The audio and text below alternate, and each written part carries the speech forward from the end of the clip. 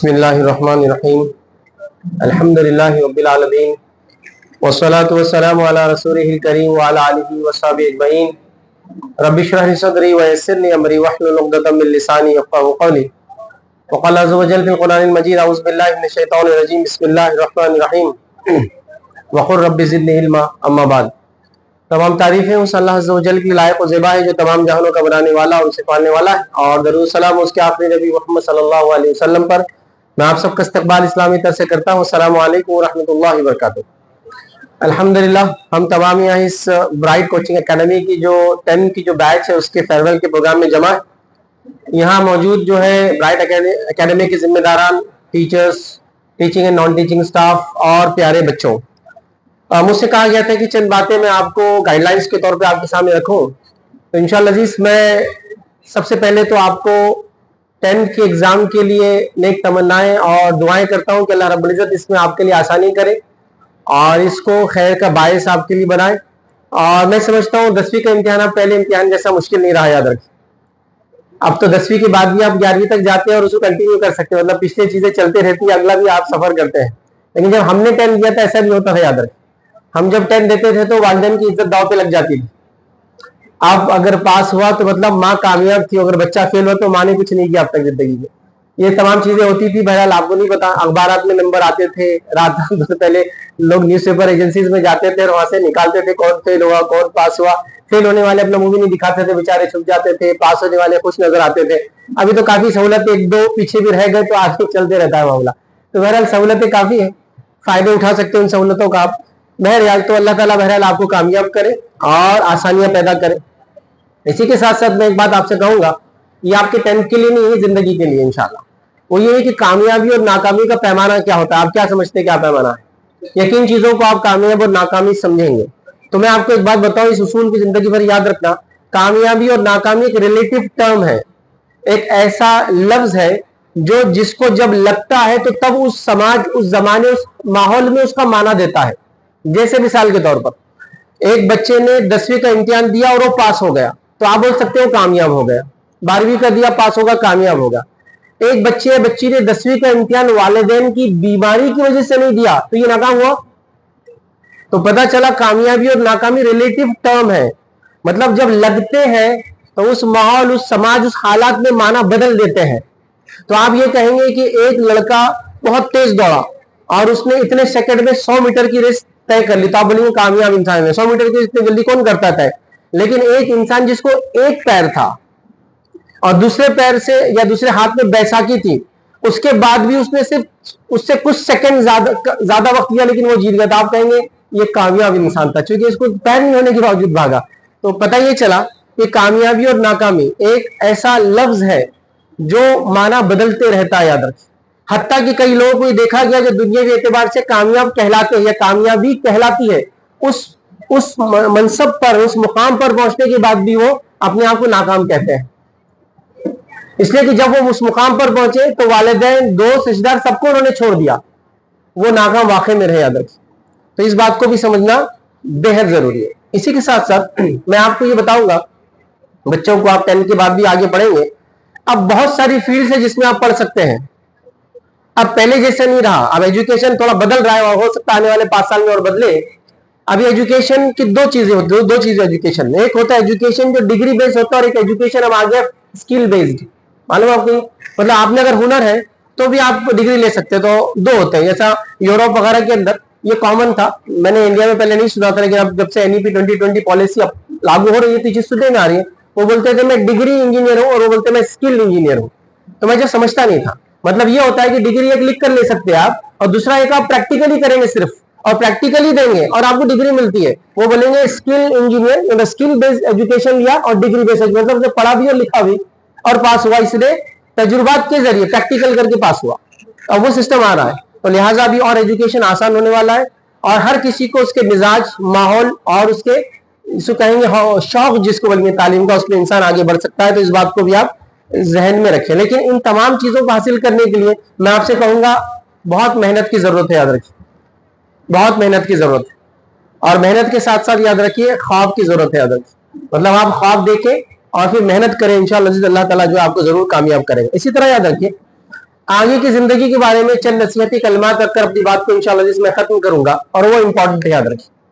इसलिए कि 10th का एक इम्तिहान है, 12th का एक इम्तिहान है, ग्रेजुएशन का इम्तिहान है, और कई इम्तिहान आप देंगे।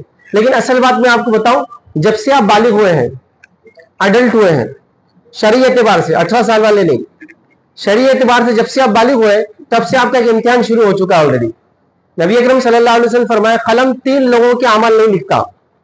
3 लोग, एक सोया हुआ जब तक कि जाग ना जाए, एक पागल जब तक कि अकल ना जाए, और एक बच्चा जो बालिग नहीं है जब तक कि बालिग ना हो। कलम लिखता नहीं था, तो एक पागल का कलम लिखता नहीं है, उससे गलतियां हो जाती है, कभी खून कर देता है, कभी कुछ खा लेता है, उसको कलम नहीं लिखता। क्यों?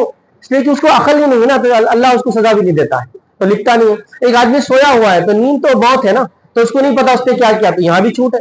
तीसरा, इंसान जब तक बालिग नहीं होता है, तो जिस दिन आप बालिग हुए थे बच्चों, उस दिन से आपका इम्तिहान ऑलरेडी चालू हो चुका है, और जिसके अंदर टीचर्स रिजल्ट नहीं बनाएंगे, कंप्यूटर्स रिजल्ट नहीं बनाएंगे, आपके मैग्नेटिक शीट्स पर रिजल्ट नहीं बनेंगे।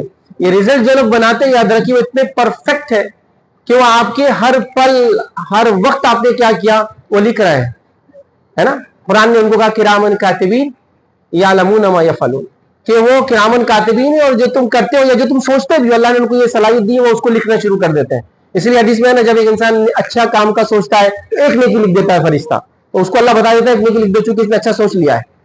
तो उस दिन से आपका टेस्ट शुरू हो चुका है। अब ये टेस्ट चलता रहेगा, चाहे आप 10वीं पास करो है ना करो, 12वीं आप जाओ ना जाओ, ये टेस्ट चालू हो चुका है, और ये आपकी आंख बंद होने तक, मौत तक ये आप टेस्ट चलेगा।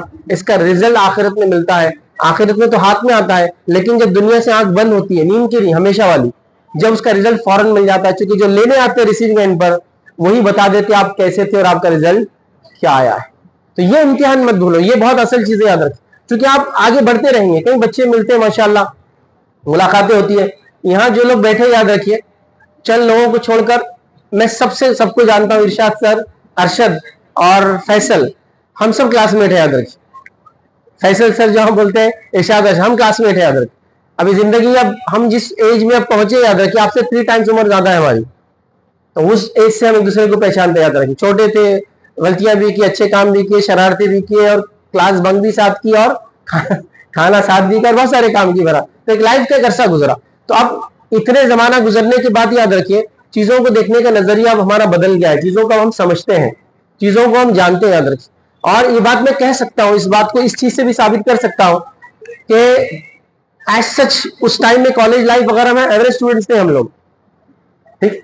मैं तो बिलो एवरेज हूँ, ये लोग तो थोड़ा अबव एवरेज थे, मैं तो बिलो एवरेज है, इनका नहीं बोलता हूँ मैं, ठीक है।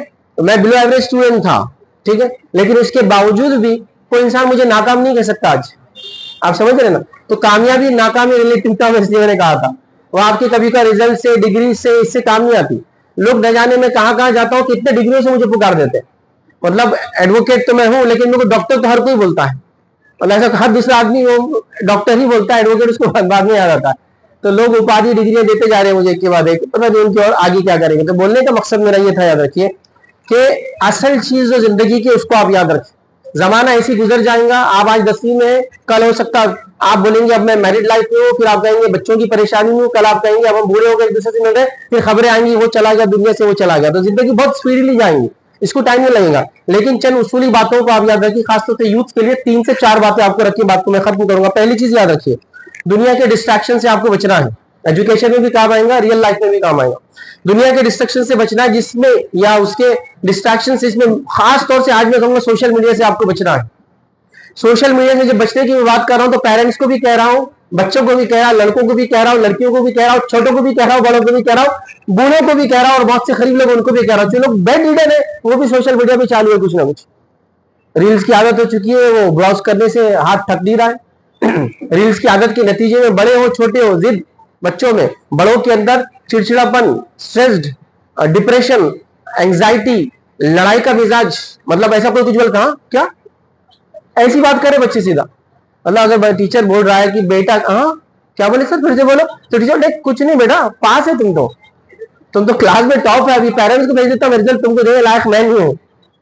तो ये जो मिजाज है कैसे आ रहा है, वो 15 सेकंड और 30 सेकंड की जिंदगी जो आप गुजार रहे ना, जिसमें आपको लगता है रिजल्ट 15 सेकंड हो जा रहा है, 15 सेकंड में इशू भी हो गया, शादी हो जा रही है, 15 सेकंड में गरीब से मालदार भी हो जा रहा है, 15 सेकंड में गली का छपरी है तो वहां से बिलियनर बन जा रहा हो 15 से, तो 15 सेकंड की लाइफ आपको लग रहा है ऐसी जिंदगी चलती है, 15 सेकंड में कुछ नहीं बदलता।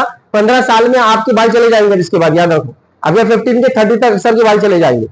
रील में नहीं होता ना वैसा, 15 सेकंड में तो क्या क्या कर दे रहा है, तो ये रियल लाइफ नहीं है, रियल लाइफ बहुत वो है।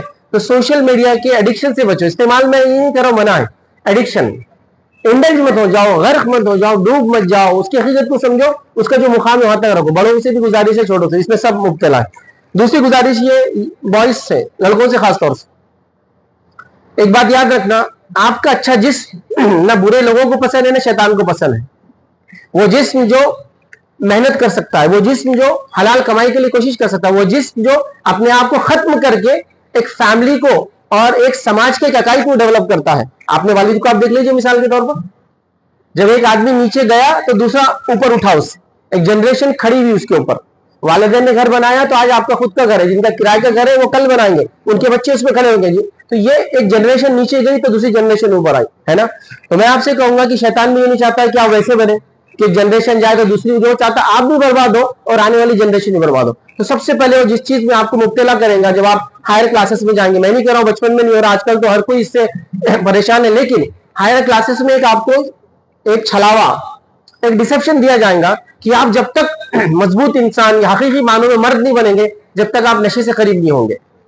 ये कॉमन बात आपको बताया जाएगा, एडिक्शंस, टोबैको, है ना, उसके बाद स्मोकिंग, उसके बाद हुक्का। आप इसको समझते बड़े होने की अलामत, इसलिए मैं कह रहा हूं ये बड़े होने की अलामत नहीं है। कोई चीज से अपना जिस्म खराब करना किसी तरह से बड़े होने की अलामत नहीं है। लेकिन जब हम कॉलेज में हम लोग भी थे तो एक ऐड आता था टीवी के ऊपर, दूरदर्शन पे ऐड आता था ताकि लोग स्मोकिंग ना करें। वो ऐड का थीम था cigarette in my life I feels like a man, और उसमें बताया जाता था एक लड़का है नौजवान, कॉलेज जाता है, सिगरेट पीता है, लेकिन जब ऐड खत्म होता था तब तक खाली ऐसे हड्डियां बचते थे और उसके बीच में सिगरेट जलता रहता था। बताने का मकसद ये था कोई स्मोकिंग करने से मैन नहीं बनता याद रखिए।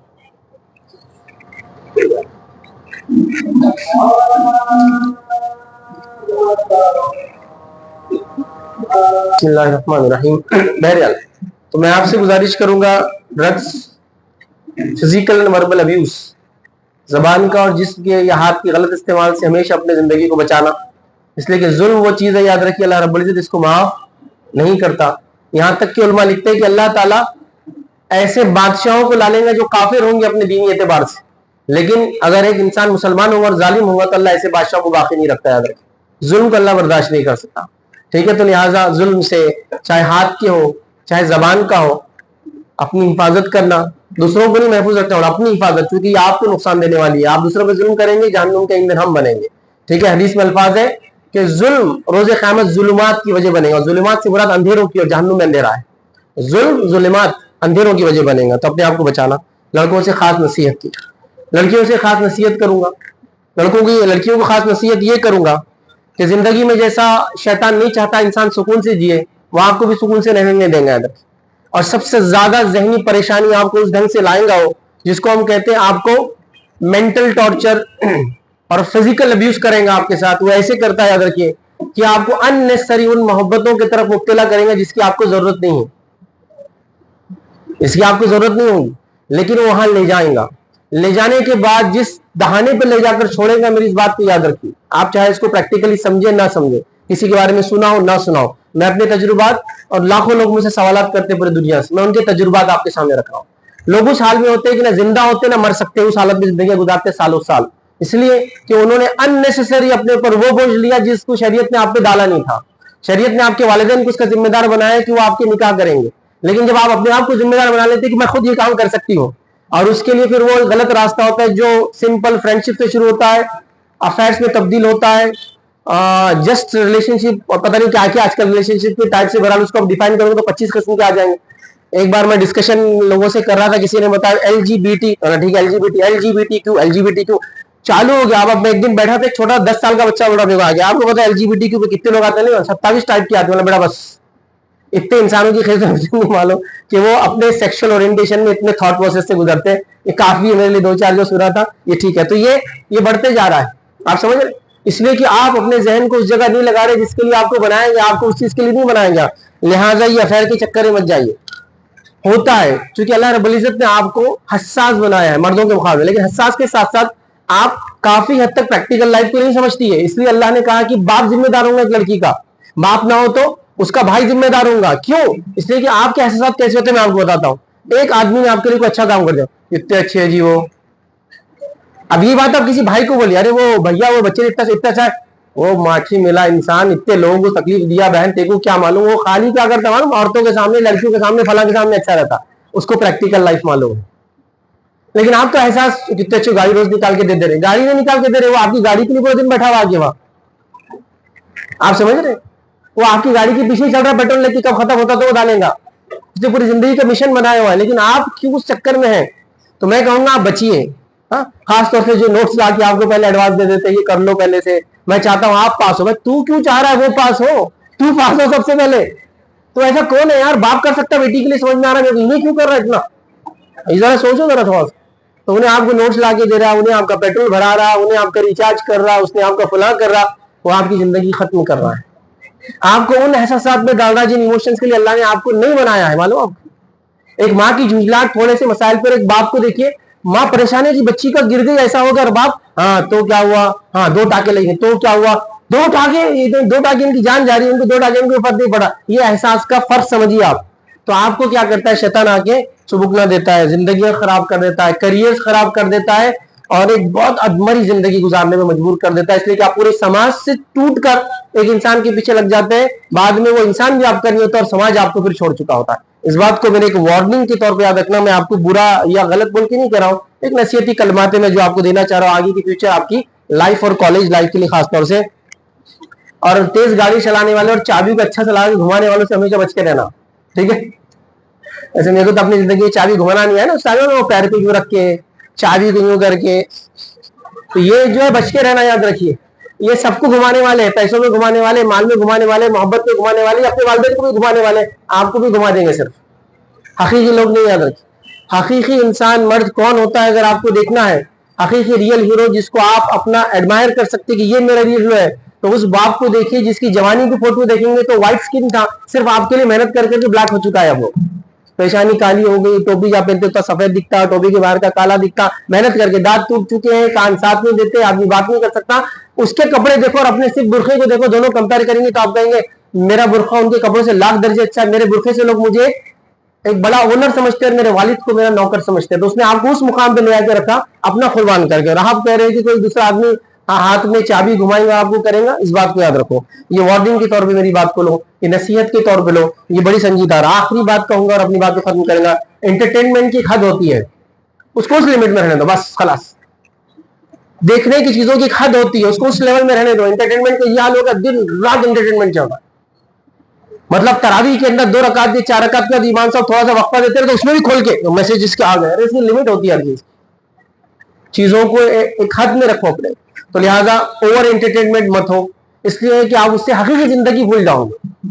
रियल लाइफ बहुत अलग होती है, रियल लाइफ बहुत अलग होती है। रियल लाइफ में अगर मैं पैंट पे अंडरवेयर पहन के जाऊँ तो आप क्या करेंगे मेरे साथ, इतना हंसेंगे आपकी फेसबुक हो गया क्या। लेकिन एंटरटेनमेंट की दुनिया में हमारा हीरो क्या करता, पैंट पे अंडरवेयर पहन के आ जाता। शायद जल्दी में था, सुपर हीरो है ना, तो बचाने के लिए निकल गया, उड़ना था उसको तो भूल गया कि अंडरवेयर अंदर पहनना चाहिए, तो ऊपर पहन के आ गया। सुपरमैन हमारा पैंट ऊपर, पैंट के ऊपर अंडरवेयर पहनता लाल कलर की, ठीक है। तो हो सकता है जल्दी में होगा तो निकल गया बेचारा हेल्प करने के लिए, तो उसको याद नहीं रहा। लेकिन रियल लाइफ में तो आप हंसेंगे, रियल लाइफ में किसी का चेहरा नहीं देखा, पूरा मास्क किया हुआ आदमी, तो आप डरेंगे उससे, बहुत खतरनाक, लूट उलट गया तो चेहरा होता पहले, जल्दी से चेहरा होता, कौन है तुम पहले। सुपर हीरो पूरे चेहरे ढाके हुए चुके, बोल रहा दिखाने के लायक नहीं रहे पूरे के पूरे, ठीक है।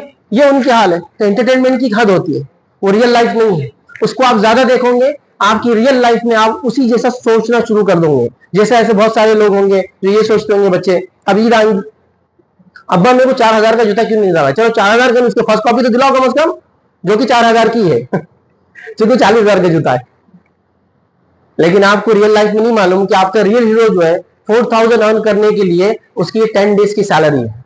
अगर वो 12,000 कमाता है तो, अगर वो 20,000 कमाता है तो उसे कितने दिन की सैलरी है, 6 डेज 7 डेज की उसकी मेहनत है, जिसमें उसको आपकी वालिदा है, आपकी दूसरी बहनें हैं, आपके भाई, ये सबको करना है। तो अंदाजा लगे कहां से लाएंगे, तो उनके पास नहीं होती ये सब चीजें। तो एंटरटेनमेंट क्या करता है, ओवर बोर्डिंग करता है चीजों के लिए, मादे के लिए, कंज्यूमरिज्म लेने की मिजाज बनाता है, जो आपकी जिंदगी में आपको बहुत नुकसान देता है। तो लिहाजा एंटरटेनमेंट की एक लिमिट रखिए ताकि आपकी जिंदगी में आप हकीकी दुनिया को ज्यादा देखें। एंटरटेनमेंट से अगर बहुत ज्यादा दिल बोल रहा है कुछ देखना तो बाहर जाना, झाड़ देखना, पत्ते कैसे हल्के से देखते रहो 10 मिनट तक, बहुत कुछ सीखने को मिलेगा इंशाल्लाह उससे। आंखें भी अच्छी रहेंगी और सीखने को मिलेगा, पेशेंस डेवलप होगा। बहरहाल चंद कलिमात के साथ अपनी बात को मैं खत्म करूंगा, फिर इस दुआ के साथ कि अल्लाह रब्बुल इज्जत आपको इस इम्तिहान में नहीं बल्कि जिंदगी के हर इम्तिहान में जो कामयाब करे, हकीकी मानों में एक सच्चा और पक्का जो मुसलमान बना, जब तक जिंदा रखे ईमान इस्लाम पर जिंदा रखे, खात्मा ईमान पर हो। व आखिर दावाना अल्हम्दुलिल्लाहि रब्बिल आलमीन, सुब्हान रब्बिका रब्बिल इज्जति अम्मा यसिफून, व सलामुन अलल मुरसलीन, वल्हम्दुलिल्लाहि रब्बिल आलमीन।